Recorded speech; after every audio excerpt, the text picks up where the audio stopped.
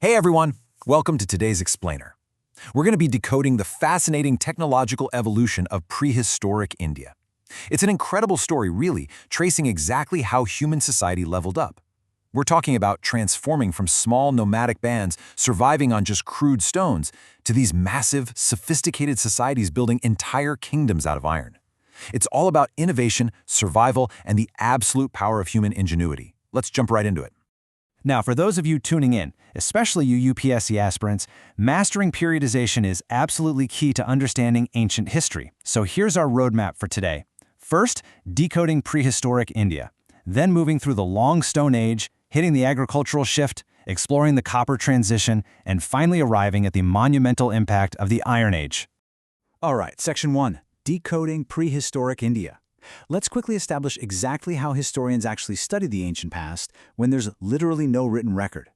So the crucial thing to remember here is that when we say prehistory, we are talking about a time way before the invention of writing. We don't have any texts, no scrolls, no ancient books to guide us.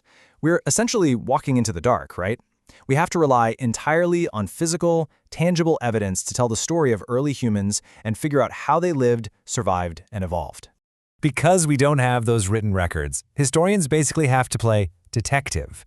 They piece together the past using four main archaeological clues left behind by our ancestors. The tools? They show us their tech. Their pottery reveals how they stored food and cooked. Bones give us clues about their diet and the animals they interacted with. And cave paintings. Man, those offer us this stunning, direct window right into their minds, their culture, and their daily environment. I want you to keep this master timeline right here in your mind's eye. Remember, the periodization of Indian prehistory isn't just some random set of dates. It's strictly based on technological development and the specific materials humans were using at the time. We move chronologically from the Paleolithic to the Mesolithic, Neolithic, Chalcolithic, and finally the Iron Age. Every single jump represents a massive upgrade in human capability. Moving right along to Section 2, the Long Stone Age. Let's begin our journey in the absolute longest phase of human history. We're starting way back in the Paleolithic age, stretching from a staggering 2 million BC all the way to 10,000 BC. For almost this entire 2 million year stretch, human life remained pretty static. Early humans were just nomadic hunters and gatherers. They didn't build houses, they lived in naturally occurring caves and rock shelters. And their tech? Well, they got by using only the most basic, crude, unpolished stone tools. It was a really tough day-to-day survival existence. But then, boom, we hit our first major tech upgrade that changes everything, the microlith. Simply put, this is a small stone tool. I know, it sounds minor to us today, but figuring out how to chip stone into smaller, sharper, much more precise points, that was a revolutionary leap in prehistoric design, a real game changer. What's super fascinating about this Mesolithic transition phase, running from 10,000 to 8,000 BC, is how that tiny technological shift sparked a total lifestyle revolution. Because humans now had these refined microliths, they could hunt much more effectively and process their food way better. The result? The very beginning of a semi-settled life. They simply didn't have to wander quite as far or quite as constantly to survive.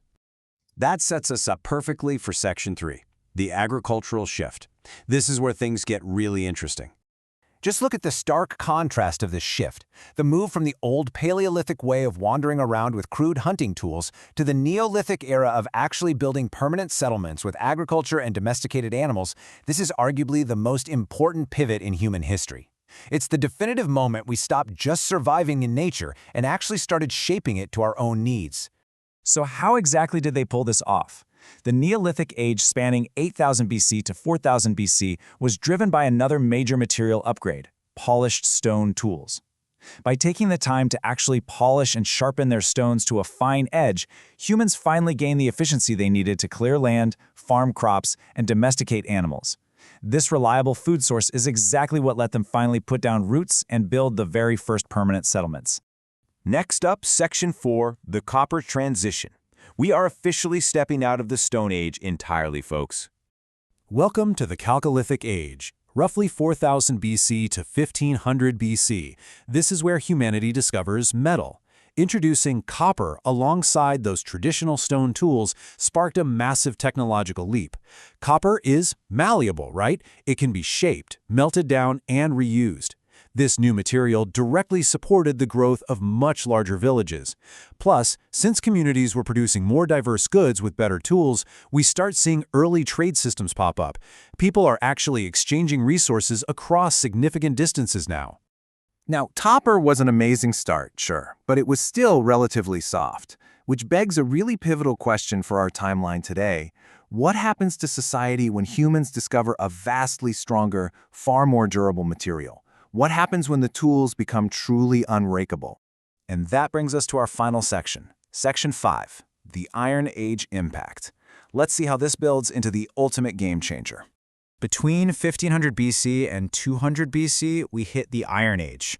Iron is way harder to extract and work with than copper. You need incredibly hot furnaces. But wow, the payoff is immense. The introduction of highly durable iron tools and weapons unlocked massive expansion. With iron axes, humans could clear dense, previously impenetrable forests. With iron plows, they could till much harder, deeper soil. This meant a total explosion in both where and how humans could settle and farm.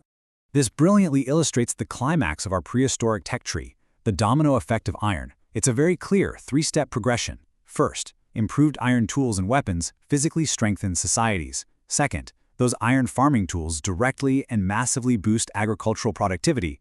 And third, because you have this huge surplus of food, not everyone has to be a farmer anymore. Now you can have soldiers, artisans, and rulers. That surplus is the exact catalyst that generated the rise of the first great urbanized kingdoms. Technology literally built the thrones. As we wrap up this explainer, it leaves us with a fascinating thought to chew on.